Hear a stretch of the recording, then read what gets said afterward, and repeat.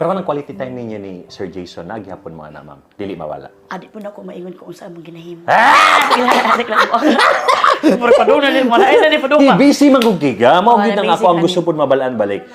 Ginaunsa nimo pag divide ang imuhang oras in a way nga naa kay quality time with Sir Jason ug sa mga bata.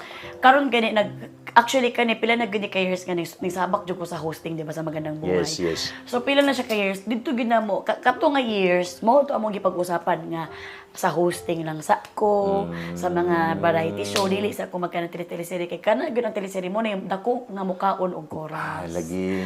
So kani sa kuan sa ko ano hosting kay para mahatagan para og time siya ug akong mga anak. So nagi Everyday. communication. Communication Grabe number yung one good, communication and respect.